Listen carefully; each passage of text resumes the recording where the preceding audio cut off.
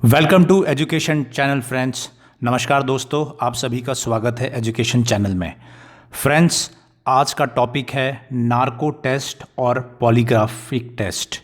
आज के इस हम वीडियो में बात करेंगे क्या होता है पॉलीग्राफ टेस्ट और क्या होता है नार्को एनालिसिस टेस्ट। बहुत ही इंपॉर्टेंट और अहम जानकारी है, बने रहिएगा वीडियो के एंड तक। आइए देखते हैं। फ्रेंड्स, सबसे पहले पॉलीग्राफ टेस्ट। क्या होता है पॉलीग्राफ टेस्ट? पॉलीग्राफ टेस्ट एक ऐसा टेस्ट है जो ये एज्यूम करता है कि जब भी इंसान झूठ बोलता है तो उसके अंदर जो फिजियोलॉजिकल रिस्पॉन्सेस हैं वो ट्रिगर होते हैं। जब इंसान सच बोलता है तो उसके बॉडी लैंग्वेज और बॉडी के जो फिजियोलॉजिकल रिस्पॉन्सेस हैं वो अलग होंगे और झूठ बोलने पे अलग होंगे।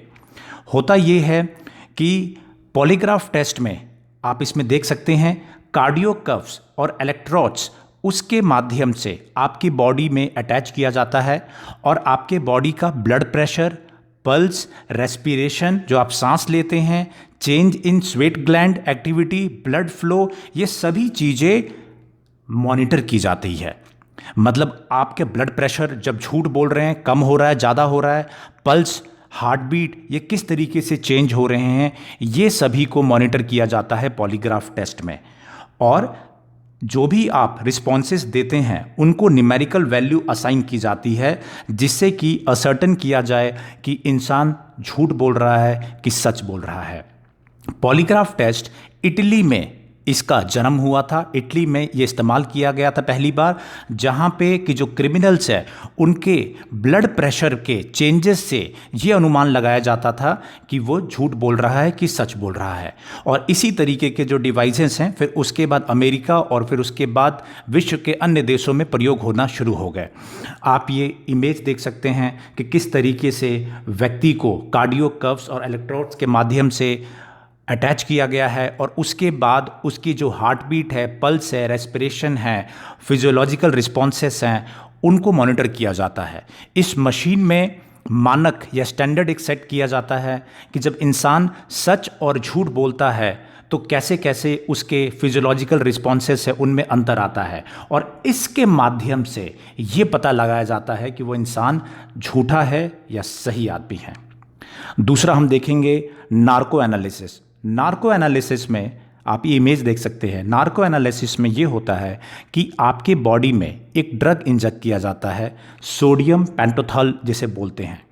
ये एक हाइप्नोटिक या सिडेटेड करने वाला एक ये ड्रग है जो इंसान की सोचने की क्षमता जो है वो छीन कर देता है, उसकी इमेजिनेशन की क्षमता वो न्यूट्रलाइज कर देता है।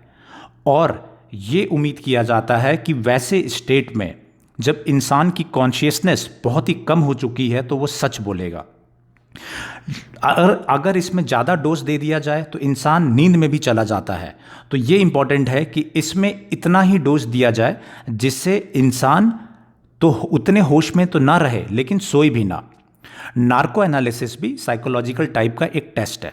मैंने बताया इसमें ड्रग इस्तेमाल होता है सोडियम पेंटोथॉल और इसको जो है आईवी इन्फ्यूजन के थ्रू इंट्राविनस इसको आपके ब्लड में इंजेक्ट किया जाता है और जो पेशेंट है उसको मॉनिटर किया जाता है। दोस्तों, आपको मालूम होगा ग्लूकोज वगैरह जब आपको चढ़ता है तो किस तरीके से लगाया जाता है कोई व्यक्ति अगर बीमार हो। सोडियम पेंटोथॉल को भी आपके जो बॉडी है ब्लड स्ट्रीम में इंजेक्ट किया जाता है और पेशेंट जो है डिसोसिएटिव स्टेट में चला जाता है और उसकी जो ओरिजिनल पर्सनैलिटी है वो सीवर हो जाती है। वो एक कॉन्शियसनेस का जो स्टेज है उससे बाहर चला जाता है। दूसरी बात यह है कि इस टेस्ट में जो इनहिबिशन है पेशेंट का वो फेड अवे हो जाता है। आपने कई बार देखा होगा कई लोग शराब पीने के बाद में कॉन्शियसनेस खो देते हैं, अनाप शनाप बकने लग जाते हैं। इस टेस्ट में ये ड्रग लेने के बाद में इंसान की जो कॉन्शियसनेस है वो धीरे धीरे फेड होती है और वैसी सूचना जो कि अगर वो होश में हो वो बता सके वैसी सूचना को वो सप्रेस नहीं कर पाता है। और क्या है इसमें इम्पॉर्टेंट ये है कि इसमें जो ब्लड प्रेशर है, पल्स है, ईसीजी है, वो पेशेंट का या एक्यूज का वो मॉनिटर किया जाता है सोडियम पेंटोथॉल देने के बाद में। और उसके बाद 3 घंटे तक जो एनेस्थेसिस्ट है उनके थ्रू इसको मॉनिटर भी किया जाता है। और जो रिएक्शन है वो पेशेंट का कुछ ही मिनट में वो शुरू हो जाता है। ये जो टेस्ट हैं दोनों ही, नार्को एनालिसिस और ये जो टेस्ट है आपका पॉलीग्राफिक, ये टेस्ट थर्ड डिग्री टॉर्चर जिसे बोलते हैं उसको अवॉइड करने के लिए यूज़ किया गया है। जहाँ पे भी अक्यूज्ड नॉर्मल मेथड से सच नहीं बताते हैं तो ऐसे मेथड्स का इस्तेमाल किया जाता है। फ्रेंड्स, मैंने आपको बताया कि क्या होता है पॉलीग्राफ टेस्ट और क्या होता है नार्को एनालिसिस टेस्ट। दोनों मैंने क्लियरली आपको समझा दिया। नाउ क्वेश्चन ये है कि क्या इंडिया में जो इन्वेस्टिगेटर्स हैं वो क्या इस टेस्ट को इस्तेमाल कर सकते हैं? क्या इंडिया में ये लीगल है? तो हम समझते हैं यस फ्रेंड्स, ये जो टेस्ट हैं ये दोनों ही टेस्ट इंडिया में लीगल हैं। लेकिन क्या है? लेकिन ये है कि सुप्रीम कोर्ट का इम्पोर्टेंट जजमेंट है इस टेस्ट में कि कोई भी लाई डिटेक्टर टेस्ट, चाहे नार्को हो चाहे पॉलीग्राफ टेस्ट हो, बिना उस व्यक्ति के अनुमति के नहीं किया जा सकता है। जब तक जिसका आप टेस्ट करना चाहते हैं, जब तक वो व्यक्ति अपनी हामी नहीं भरेगा, जब तक अपनी कंसेंट नहीं देगा, you cannot do this test. अगर आपने मना कर दिया कि मैं अपना टेस्ट नहीं कराना चाहता हूं, तो इन्वेस्टिगेटर, पुलिस ये टेस्ट नहीं कर सकती है आपके। और इम्पॉर्टेंट क्या है? और इम्पॉर्टेंट ये है कि जो भी व्यक्ति अपना कंसेंट देता है, ये टेस्ट कराना चाहता है, तो उसको अपने लॉयर से बात करने के लिए पूरी छूट होगी। एंड जो लॉयर है उसको ये बताएंगे कि क्या क्या उस पर फिजिकल, इमोशनल, लीगल इम्प्लीकेशंस हो सकते हैं। ये भी इम्पॉर्टेंट है, जो लोग इस टेस्ट को करवा रहे हैं उनको ये चीज़ इन्फॉर्म करनी पड़ेगी कि उनकी बॉडी पे क्या क्या असर हो सकता है।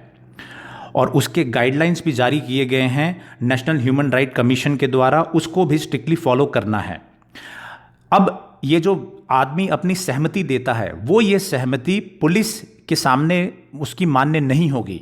किसके सामने मान्य होगी? जुडिशियल मजिस्ट्रेट, मतलब वो व्यक्ति को कोर्ट में ले जाया जाएगा और कोर्ट में जज के सामने जब वो ये कहेगा कि नहीं मैं ये टेस्ट कराना चाहता हूँ, तो ही, याद रखिएगा, जब वो कोर्ट में वो व्यक्ति ये कहता है जुडिशियल मजिस्ट्रेट के सामने कि yes I want to undergo polygraph test और नार्को एनालिसिस टेस्ट, मैं पॉलीग्राफ टेस्ट और नार्को एनालिसिस टेस्ट कराने चाहता हूँ, तो ही वो माना जाएगा। उसके बाद ही इन्वेस्टिगेटर, पुलिस ये टेस्ट को करा सकते हैं।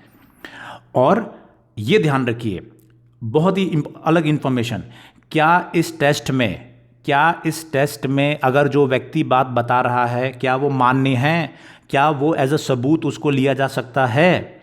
याद रखिए, जो भी आप बातें इस टेस्ट में बताएंगे वो सबूत के रूप में वो माना नहीं माना जाएगा। क्यों? क्योंकि आप कॉन्शियसनेस में नहीं हैं।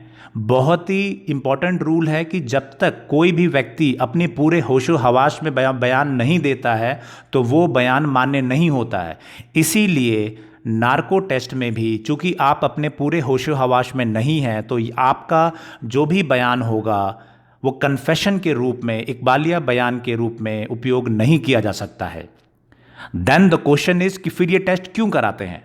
मैं बताता हूं क्यों कराते हैं। इसलिए कराते हैं कि जो भी आप बोलेंगे नार्को एनालिसिस टेस्ट में, उसके मदद से हम अगर असली सबूत तक पहुंच जाते हैं तो वो मान्य होंगे। फॉर एग्जाम्पल, आपने अगर नार्को के दौरान ये बताया कि मैंने मर्डर करके यहाँ पे अपनी पिस्टल या चाकू रख दिया है, तो उसके बाद अगर पुलिस उसको बरामद करती है तो वो पिस्टल और चाकू की बरामदगी सही मानी जाएगी और आपके खिलाफ इस्तेमाल हो सकती है। क्लियर है? ये इंपॉर्टेंट है। दोनों में अंतर करिएगा कि इस टेस्ट के माध्यम से जो सूचना, आप जो इंफॉर्मेशन देंगे, उस इंफॉर्मेशन का इस्तेमाल करके जो सबूत इकट्ठा किए जाएंगे वो आपके खिलाफ इस्तेमाल होंगे। लेकिन इसमें अगर आप सीधा कहेंगे कि मैंने मर्डर किया है या चोरी की है, उस शब्द को नहीं माना जाएगा। लेकिन आप अगर ये कहते हैं कि चोरी का माल मैंने यहाँ छुपा दिया है और मुझे अगर वो मिल जाता है, पुलिस उसको रिकवर कर लेती है, तो फिर वो आपके खिलाफ इस्तेमाल हो सकता है। ओके, नाउ इम्पॉर्टेंट इज कि क्या इंडिया में कौन कौन से केसेस में ये इस्तेमाल किया जा चुका है। इंद्रानी मुखर्जी का केस था, उसमें उन्होंने कहा था कि लाई डिटेक्टर टेस्ट मेरा कराने के लिए, हालांकि सीबीआई ने मना कर दिया था। उसके बाद राजेश तलवार और नुपुर तलवार, आरुषि केस आपको मालूम होगा 2008 का जो चर्चित केस था, उसमें पॉलीग्राफ टेस्ट कराया गया था दोनों का, जो उनके माता पिता थे। और नार्को टेस्ट जो कराया गया था कंपाउंडर कृष्णा का इसी में, उसमें उसका भी इस केस में नार्को और पॉलीग्राफ टेस्ट का इस्तेमाल किया गया था। तो भारत में ऑलरेडी ऐसी नज़ीर है, इसके अलावा कई केसेस में इसको कराया गया है। ह्यूमन राइट्स सबसे इंपॉर्टेंट पॉइंट्स हैं ये पूरे टेस्ट में ह्यूमन राइट्स का। आर्टिकल 23 भारत के संविधान का ये कहता है कि किसी भी व्यक्ति को स्वयं के खिलाफ सबूत देने के लिए जो उसको सजा दिला सकता है वो बाध्य नहीं किया जा सकता है और न ही ऐसा करना चाहिए। तो बहुत इंपॉर्टेंट है कि ह्यूमन राइट्स और भारत के संविधान के प्रावधानों के अनुरूप ये दोनों टेस्ट या लाई डिटेक्टर टेस्ट को कराया जा सकता है। और याद रखिए ये टेस्ट क्या क्या होते हैं, मैंने आपको समझा दिया। याद रखिए ये जो टेस्ट है वो जुडिशियल मजिस्ट्रेट के सामने जब आप कहेंगे कि मैं टेस्ट कराना चाहता हूं तो ही आपका टेस्ट होगा। टेस्ट में जो आप लाइनें बोलेंगे वो मान्य नहीं है, लेकिन उन शब्दों के से या आपके जो भी आपने बातें बताई उससे कुछ और सबूत इकट्ठा होते हैं, वो आपके खिलाफ इस्तेमाल हो सकते हैं और आपको सजा दिला सकते हैं। सो वेरी वेरी इंपॉर्टेंट जो ये पॉलीग्राफ टेस्ट था और नार्को एनालिसिस टेस्ट, ये मैंने आपको एक्सप्लेन कर दिया है। मुझे उम्मीद है दोनों ही टेस्ट, नार्को और पॉलीग्राफ टेस्ट, आपको क्लियरली समझ में आ गया होगा। आप समझ गए होंगे कि किस तरीके से इसका इस्तेमाल किया जा सकता है। ये भी आप समझ गए होंगे कि आपके अधिकार क्या हैं, पुलिस के क्या अधिकार है और मजिस्ट्रेट के इसमें क्या अधिकार एम्पावर किया गया है। मुझे उम्मीद है आपको ये वीडियो पसंद आया होगा।